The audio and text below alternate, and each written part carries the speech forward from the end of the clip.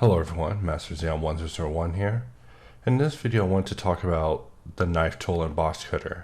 Boxcutter is a tool of two knives, and what I mean by that is one knife is this knife where you can say have a mesh in 3D, and if we go under face we can use intersect knife, which will allow us to just delete this, and this mesh is just implied on this.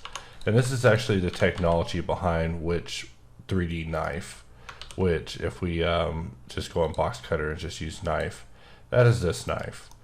The second knife I want to talk about is the knife project, which if we bring in a plane and we bring this out and we subdivide it a couple of times and delete the faces, well maybe only the faces in our X menu, and we get this lined up and we select them both, we can use spacebar and just search for knife project. Actually, I believe edit mode.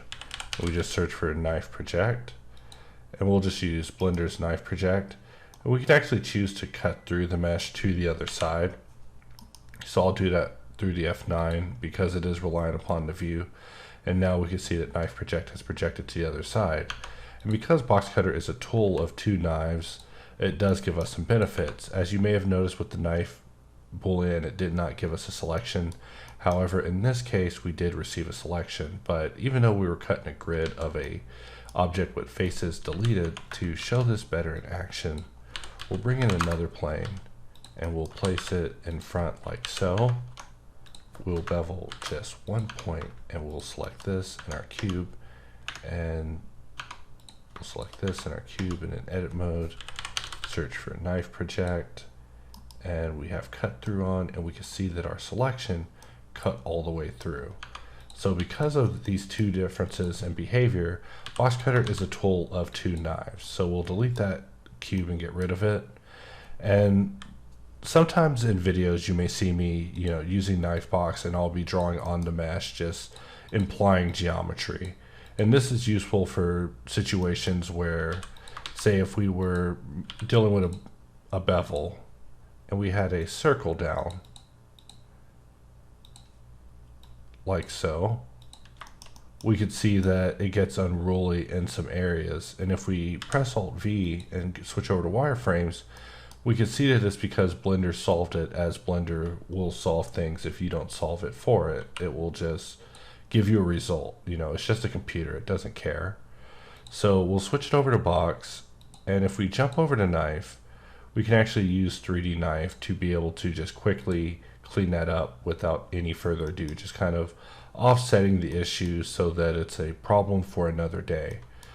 In that same regard, we can undo that, and we can draw just beginning off of the mesh and just use knife project, and that will just do the knife project behavior we were talking about. If we go in edit mode, you can see that it's actually selected for us to just play off of if we wanted to. And what I mean by play off of is I can just go in edit mode and shift click on curve extract and just extract this off as its own new piece, and then begin just going to town on this. And this is a workflow I use all the time in order to just kind of expand on models, to just begin taking them a little bit further and begin plating them.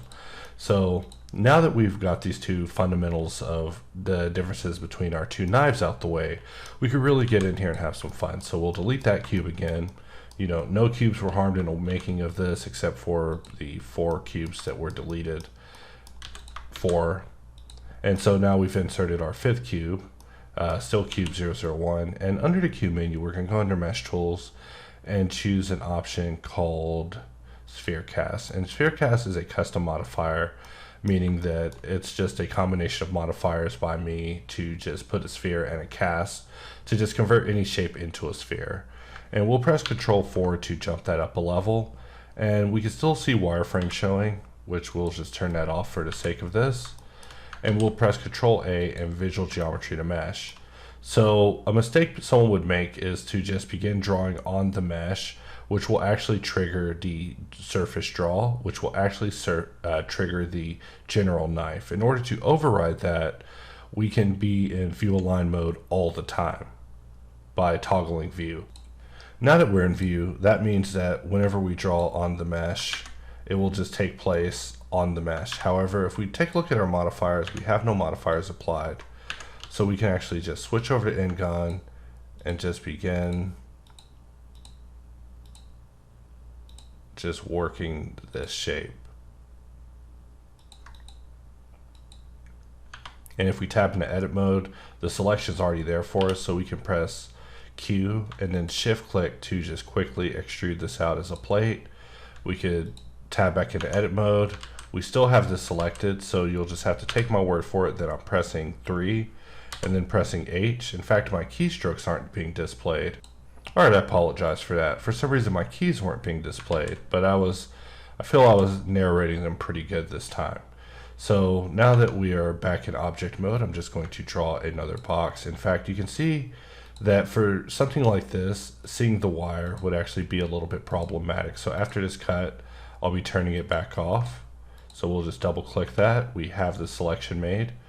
We'll press Q and shift click on curve extract in order to extract this as a plate. And we'll select our shape, 3, H, and go back to object mode. And like I said, show wire could be problematic in some cases, so we just want to make sure that that's off. In fact, I'm pretty sure it's actually a byproduct of Knife to actually show the wire automatically, so that's something that we'll probably be checking into for the next release. Sometimes we make a decision that in action can turn out to be a little problematic, but we're always willing to change when such errors are found. So continuing on, we will just hide that. And so to really work the other side, we're just messing around and we're just cutting and just grabbing these panels and just curve extracting. Of course, each of these panels will need their own degree of correction. We're just cutting them haphazardly without a care in the world. So we'll try to trace this angle, get a cut, just really ignore the wire we're seeing here. Almost makes me want to cut in render mode. And we'll just make the cut, and with our selection we'll press P, and we see that a mistake was made. And so if we Control Z to undo, we can go ahead and hide that. I was previously going to just roll with the punch, and really I just cannot see the wires anymore. I'm going to press Alt V, turn off overlays, and let's just use this the way that it's supposed to be. Just you, me, and the shape. Just having a little chat, just doing cuts on isolated pieces because we hid everything else that we have panel cut and removed. And we'll click to receive that, turn overlays back on. And by clicking off, I accidentally lost my selection, so I'll just get that back real quick. And so let's select this shape, tap into edit mode, hide everything else, and that leaves us with just this piece. So we can just shift, curve extract, and that is it. So this is kind of the example I came up with for demonstrating the Tale of Two Knives, a Boxcutter story of why there's two different knives in Boxcutter and how to use knife project, override with view, align to view, or you could actually just use surface draw, which has its own benefits as well as constraints that can assist you in your modeling process. So I hope this video was able to help you, and with that we'll wrap this up, and I'll see you guys next time.